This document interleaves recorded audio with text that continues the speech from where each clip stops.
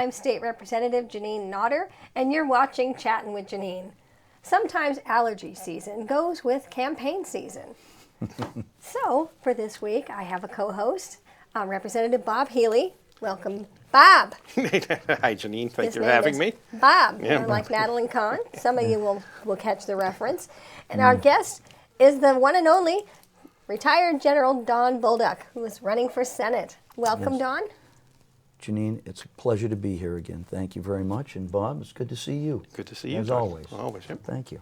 So, Don, you've been on my show before, and the very first time you were on my show, we had a wonderful conversation about General Patton. Mm-hmm. And I showed you this book, and I brought it with me because one of your supporters, Representative Michael Moffett, was just at the museum, the Patton Museum in the desert of California, which is where I bought this book.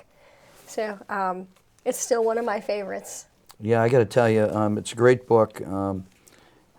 Patton was an inspiring leader, and any museum that you can go see him, whether it's in California or it's the museum in Kentucky, it's certainly well worth a visit.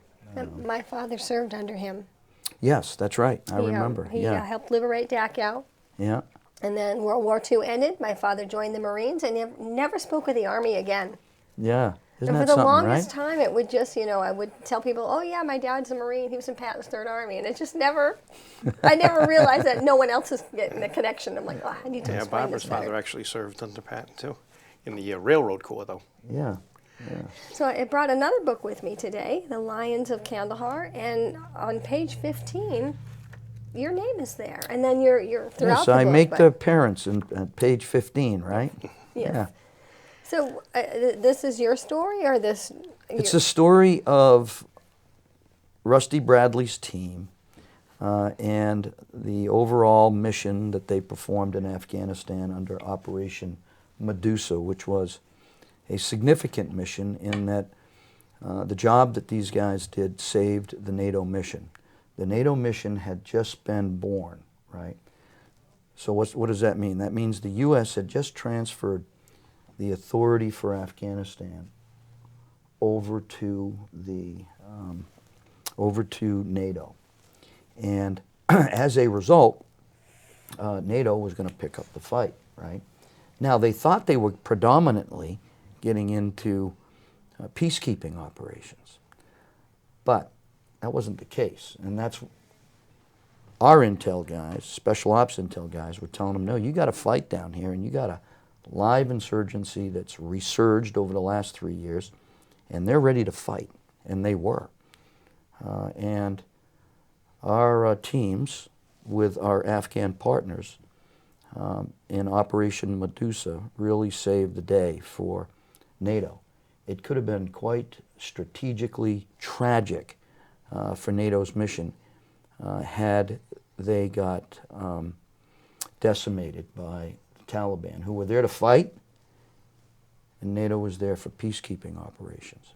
And we worked very closely with the Canadian military, who did a fantastic job.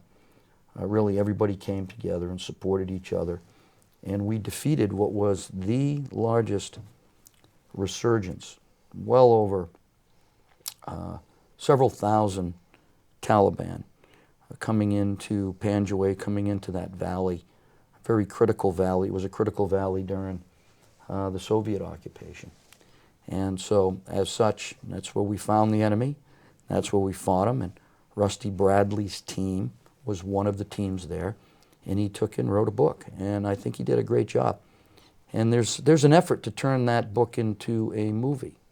Oh, wow. Fortunately, they got to find a sponsor for it. So if anybody out there knows someone who can sponsor a movie, please let us know. But the script's been written, everything's been written, and they're looking to turn it in.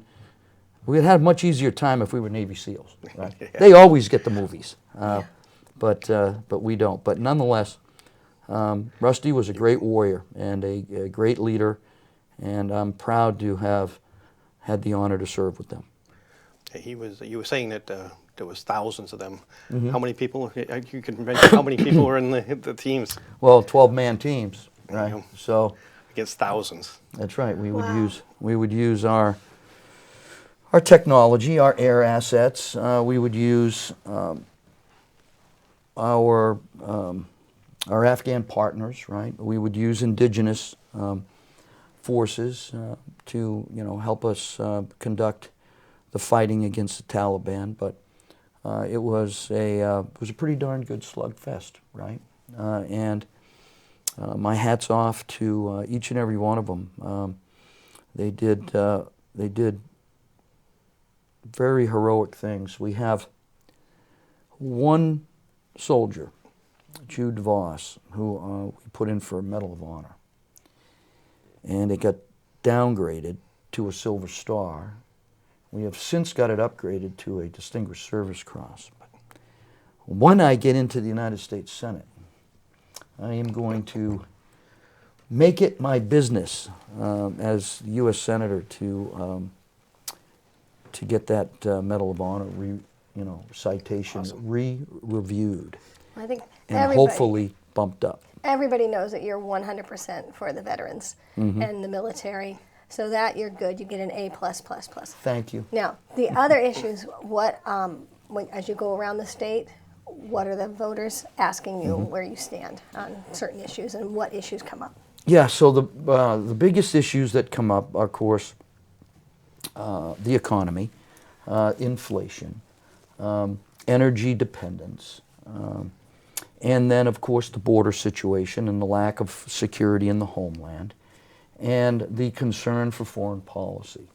And most importantly, America's unfortunate history of getting into wars and not knowing how to get out of them, and not being able to win them. And so that's a concern.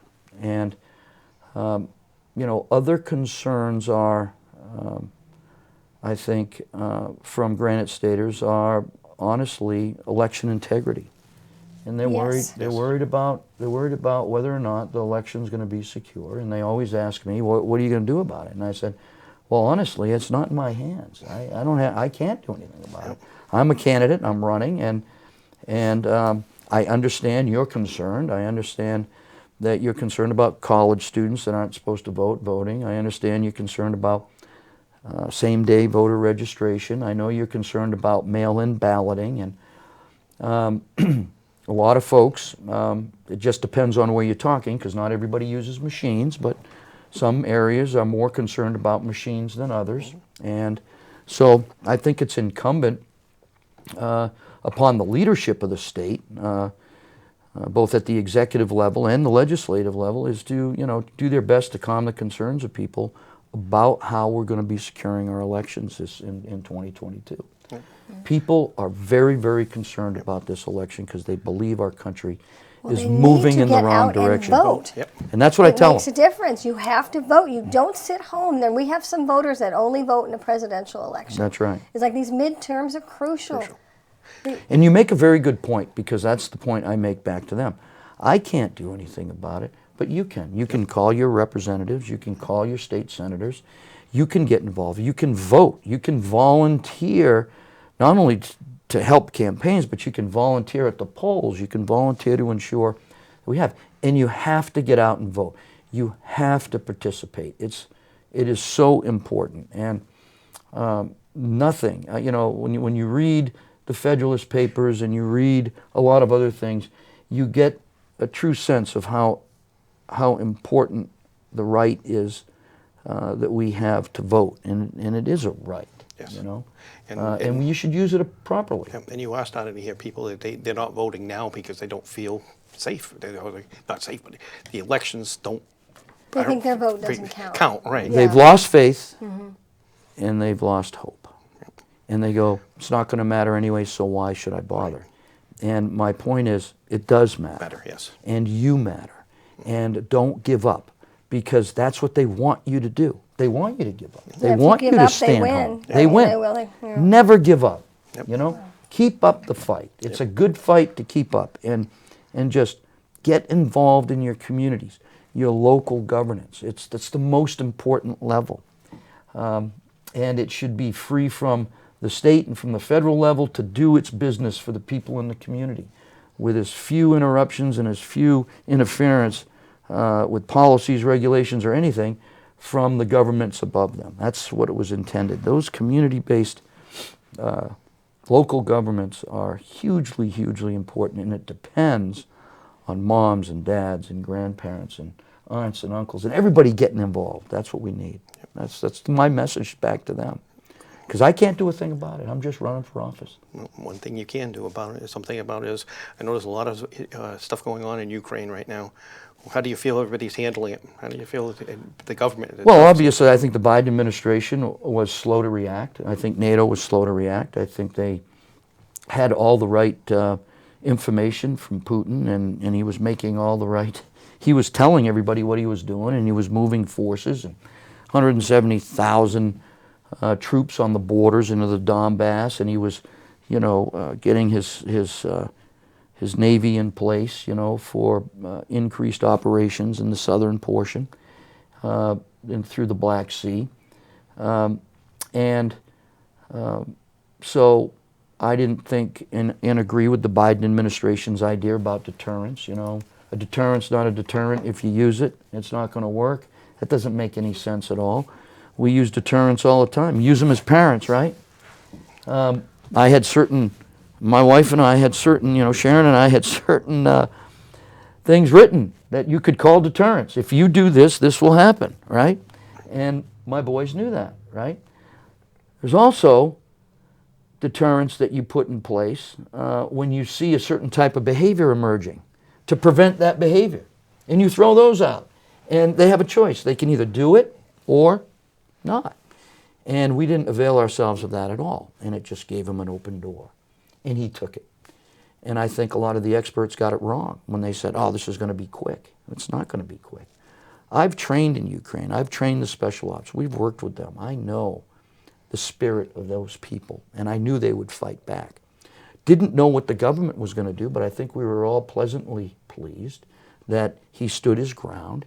When he was asked for, we'll give you a ride out of there, he said, I don't want a ride, I need ammunition.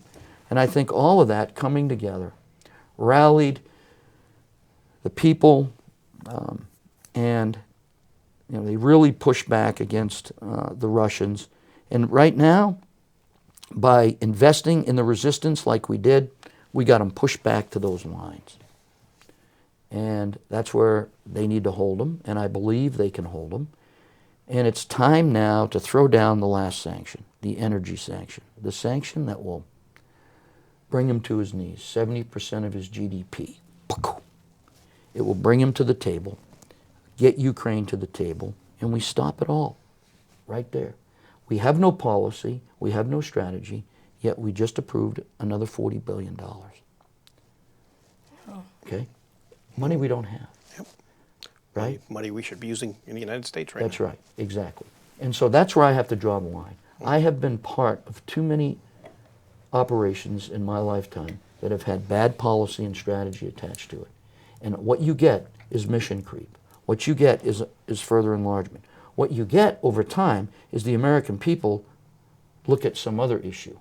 And there's no longer, the press is no longer covering it, no one's covering it, and so the next thing you know, we're further and further and further in. Then something happens and it draws people's attention and they go, we're still in the Ukraine?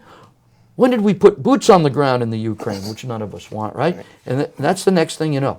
And so we have people in Washington, D.C. right now that have no idea about policy and strategy, have been on the Senate Armed Services Committee for many years, and our military is not what it should be today.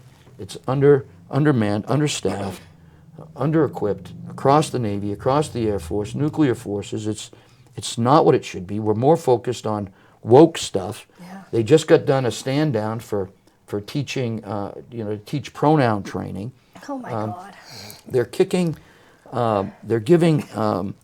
service members dishonorable discharges, or not dishonorable, but other than honorable discharges, which is the same thing really in effect, for not getting a vaccine.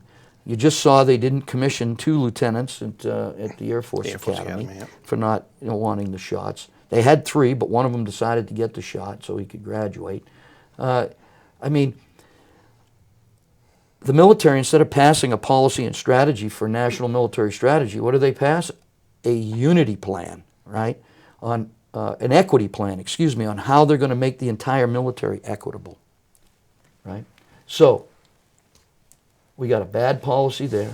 We got a bad policy against China, North Korea, and Iran, and all those regions are really, really unstable at this point.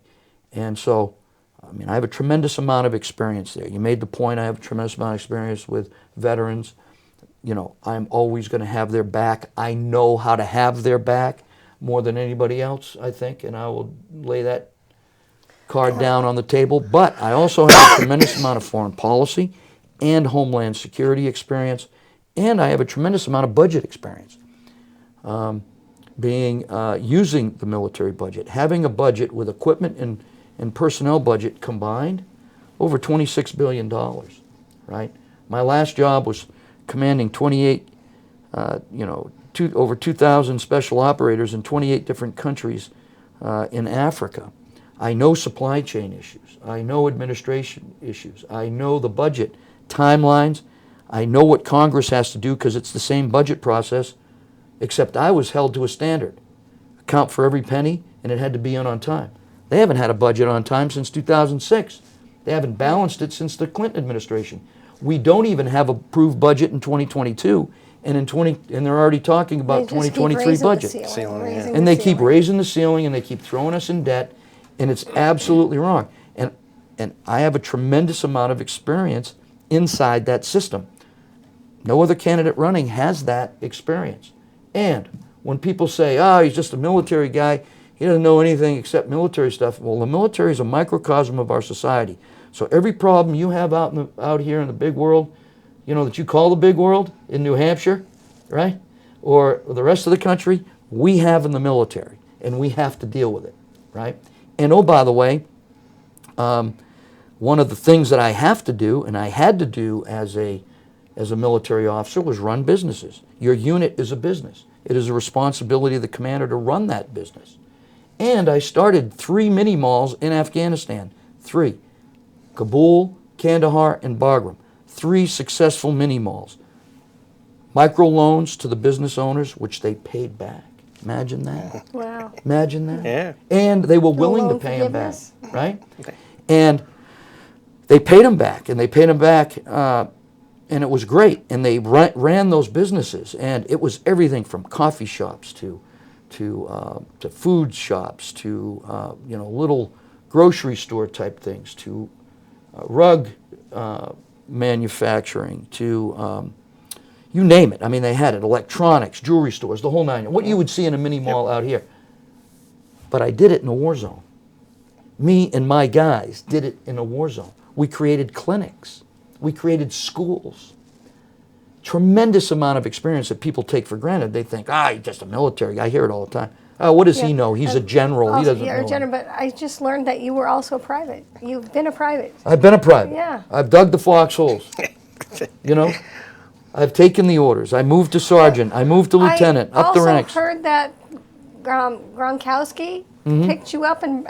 That's right. And broke it. My little feet were dangling. Yeah, but they also broke your 50-yard line. He broke all my Was stuff. that in response to hearing that you were a private? No, that was Pete Rose. That was Rose. Pete Rose, okay. that was a middle of the field Bear hug. bear hug on the 50-yard line at a Pats game. I was representing the military for Armed Forces Day, and he, picks me right. We were getting all excited, right? We were, doing this. You had Wilson out there. We were playing the Seahawks, and you had all the guys out there. And I told Wilson, I go, hey, I just met your wife over there. He goes, I go, she's a great lady. He goes, thanks. And we were just doing all this stuff in the middle. And the ref goes, think we can get this coin toss done here, fellas? And Gronkowski goes, I love this little guy, and he picks me up. And Tom Brady, you met him too? Yeah, I met Tom. It was funny. I said, hey, Tommy. I call him Tommy. I don't know if you're supposed to. I said, hey, Tommy, let's win this one. Well, we lost it. But that was the year we went into the Super Bowl and came back and defeated the Brady Bowl? Atlanta. I just call it the Brady Bowl. Yeah, the Brady Bowl. Yeah, so it was great meeting him and talking to the coach there, Bill Belichick, and meeting one of my favorite things was I met with Mark Wahlberg. Oh, yeah. He Yeah, I know come- his brother. Yeah, he comes in and there's Mark, and I'm standing behind him, right, and he's talking, and I don't know if you've seen the movie The Other Guys, but it's one of my favorite movies. It's really funny.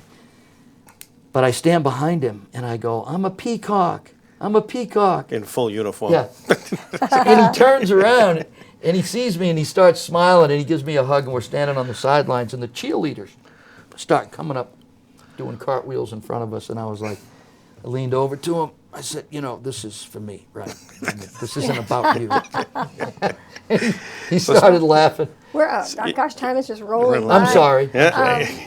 So I want to talk about two things. You just came back from Massachusetts for the 7,000 veteran wall, which ties into this a little bit. Right. So I'd like you to talk about that. And Right. Well, I was looking at this. You know, we've got the gun Missing man. and the missing man. Yeah. Well, the Gold Star Mother Memorial statue that's in Manchester. I was one of the directors to get that statue here. We worked with a team and some Gold Star Mothers.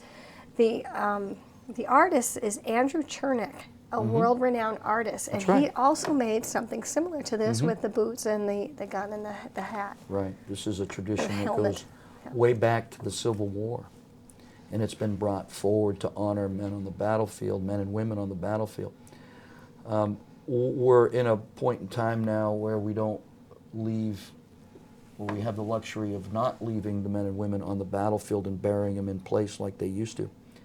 And so that's what that stood for, the rifle, a dog tag or an identification tag. Oh yeah, I see that. And then whatever the headgear was, you know, back in the Civil War they didn't have helmets, but and that would mark the grave. And then when they went back, they were able to identify the service member. So you have two boxes here. One, it looks like has rosary beads in there, and then I see a lot of dog tags. How many dog tags are in here, and whose dog tags are they? This is something that I carry with me all the time. I'm never without it. It's my service why. It's why I serve. It's why, because a lot of people ask me on the campaign trail, oh, you know, we get all kinds of people running for office that stand in front of us and tell us they're going to do this, they're going to do that, they're going to serve us, blah, blah. Then they go down to Washington, D.C., and they do the exact opposite. They get in line, ducks in a row, and nothing changes. How can we believe you? And I said, well, the only thing I can tell you is my word's my bond, my handshake's my contract, and this is my service why. Every day I get up to honor the men and women that I did not bring home, that died in combat on my orders, and their families. And I will not disgrace this. And when I give my word and when I tell you I'm going to do something, I do it because this is my motivation. 72 men and women I did not bring home.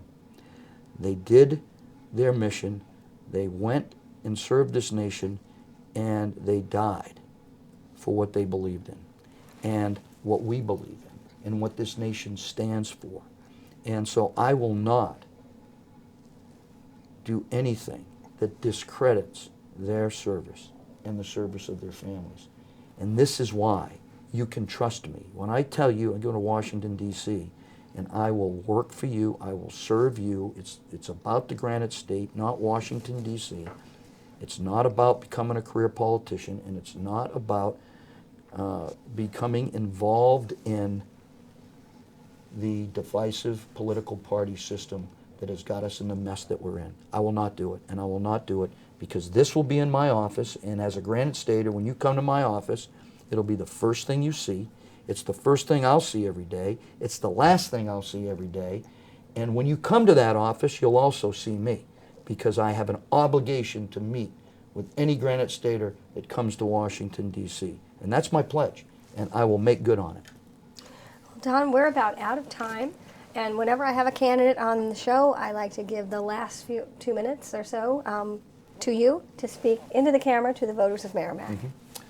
Well, voters of Merrimack, I love being on this show. It's a great show. I think, 4 times now I've been on it, and I really enjoy it. And this has been a great opportunity with Bob and with Janine, and I'm very honored. But I'm running for the United States Senate, and I'm running on a platform of God, family, community, and country, an American strength agenda to reverse our economy to become fiscally responsible, and the third thing is to ensure the safety and security of Americans. I served 33 and a half years in the military. I went from the bottom as a private to the top as a general.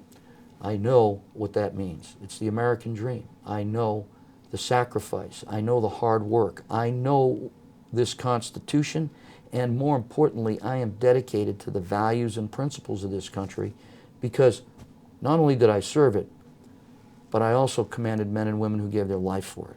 And there is nothing more important to me than bringing God back into the public square, making our families stronger, improving our education, making our communities stronger so that our country is stronger. We are going down the wrong road, and we need to come back and go down the road that our founding fathers intended us to go down. And that is a country of the people, by the people, and for the people, where it's limited government, where government's out of your way, and it's not government controlled by fear and uncertainty. So, if you believe in that, if you believe in American strength, if you believe that this country is the greatest country in the world, I ask you to support me, because I certainly believe it, and I will go to Washington, D.C. to work for you. God bless you, God bless America, and live free or die. Thank you, Don. Thank you for being on the show. And Bob, thank you for Thank you for having us. co-hosting with me today. Awesome. Thank you. And thank you for watching.